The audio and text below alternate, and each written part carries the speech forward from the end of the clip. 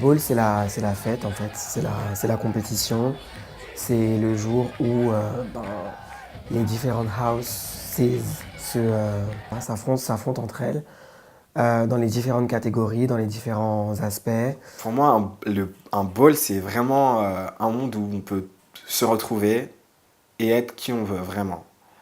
Être le personnage qu'on veut. Et c'est important aussi de laisser parler sa créativité. Donc, ouais, un ball, ça représente ça pour moi. C'est être soi-même, ne pas se fier au jugement des autres et vraiment s'amuser, surtout s'amuser. Alors, un ball, ça commence avec l'LSS. L'LSS, c'est une présentation des, des principales, euh, des principales têtes, on va dire, de la ballroom.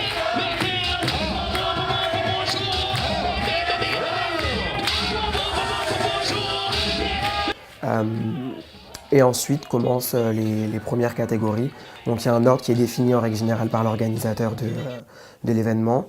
Et donc on suit, il y a un déroulé de cet ordre-là et les catégories défilent. Dans une catégorie, on commence avec on peut appeler des présélections. Il y a des jurys qui valident ou non la présélection. Donc quand ils valident, on appelle ça des tens. Quand ils ne valident pas, on appelle ça un chop. Donc une fois que les participants ont obtenu leur tens, ils stand to the side, c'est-à-dire ils restent sur le côté en attendant que tout le monde ait obtenu cette présélection. Et ensuite ils battle un à un jusqu'à ce qu'il n'en reste plus qu'un qui définira le vainqueur. Alors le panel, c'est moi personnellement la chose que je trouve le plus difficile euh, en tant qu'organisateur de ball. Choisir un panel, c'est toujours quelque chose de très très compliqué. C'est dur, hein. C'est dur de choisir un panel parce que enfin, tout le monde ne sera jamais content en fait avec le panel que tu choisis. Then I want to thank, of course, Sharon, Paris Ballroom TV. Ouais, ce soir, moi, je vais filmer le ball, l'événement, toutes les catégories et tout, pour archiver, immortaliser le moment. Après, le publier, le promouvoir sur les réseaux sociaux. Bah, c'est important pour la culture, pour l'art, pour que tout cet investissement qu'on garde, ça reste notre, on va dire, patrimoine.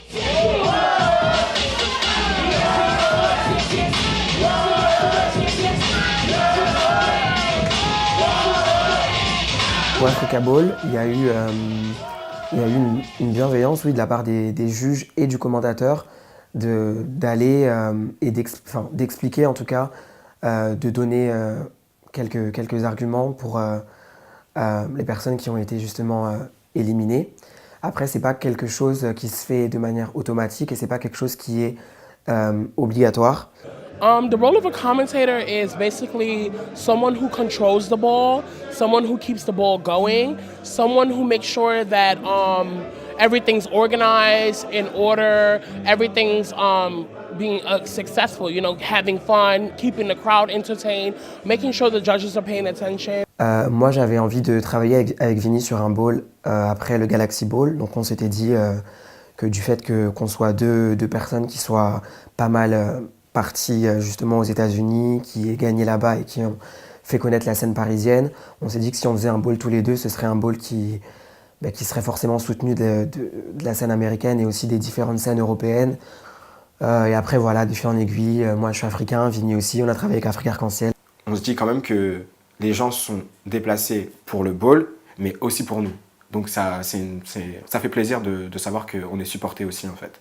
Le ball c'est très très bien passé. C'est l'un de mes plus beaux succès, je pense, dans la ballroom scène. Je peux te dire que j'ai été vraiment, vraiment surpris de voir que autant d'Américains se déplacent. Enfin, même tous les Européens, il y a eu des Russes, enfin, il y a eu des gens du Brésil aussi qui se sont déplacés. Enfin, c'était juste énorme. C'était énorme. Et ça prouve que la ballroom, ça parle vraiment à notre communauté en fait. Ah, c'est vraiment un lieu où tout le monde se rassemble et s'exprime.